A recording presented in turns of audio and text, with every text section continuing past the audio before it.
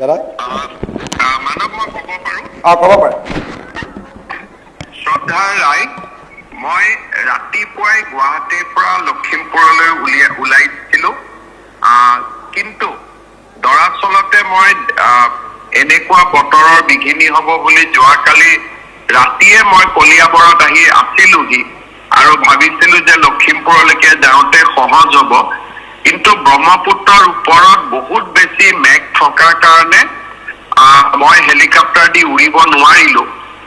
সেইভাৱে লখিমপুৰত উপস্থিত হ'ব নোৱাৰিলোঁ। তাৰ বাবে মই আপোনালোকৰ ওচৰত ক্ষমা প্ৰাৰ্থী।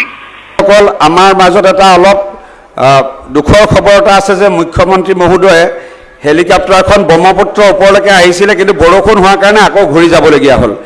সেইকাৰণে তেখেতে আপোনালোকক মোবাইলতে সম্বোধন কৰিব, মোবাইলতে ভাষণ দিব। তাৰ কাৰণে আমি ক্ষমা প্ৰাৰ্থী। আপোনালোকে তেখেতৰ ভাষণটো মোবাইলতে শুনিব। দাদা মানৱ মই ক'ব পাৰোঁ? ক'ব পাৰে।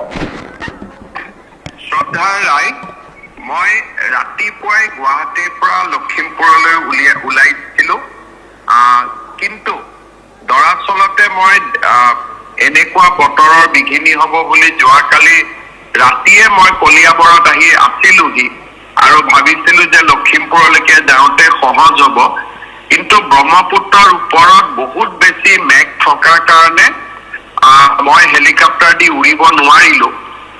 সেইভাৱে লখিমপুৰত উপস্থিত হ'ব নোৱাৰিলোঁ। তাৰ বাবে মই আপোনালোকৰ ওচৰত ক্ষমা প্ৰাৰ্থী।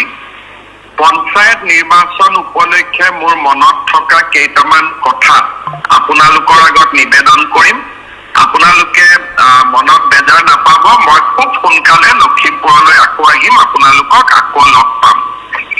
আজি গজাই মনাই ক্ষেত্ৰত অনুষ্ঠিত এই নিৰ্বাচনী সভাত আমাৰ মাজত উপস্থিত মন্ত্ৰী ৰণোজ পেগু ডাঙৰীয়া, সাংসদ প্ৰদান বৰুৱা ডাঙৰীয়া, সন্মানীয় বিধায়ক মানৱ ডেকা ডাঙৰীয়া, প্ৰাক্তন মন্ত্ৰী সন্মানীয় বিধায়ক নৱ দলে ডাঙৰীয়া, আমাৰ মাজত উপস্থিত মিচিং স্বায়ত্তশাসিত পৰিষদৰ মুখ্য কাৰ্যবাহী সদস্য পৰমানন্দ চায়েঙীয়া ডাঙৰীয়া, আৰু আজিৰ সভাত উপস্থিত ৰাইজ, আইসকল আৰু যুৱক যুৱতী, বন্ধু বান্ধৱীসকল,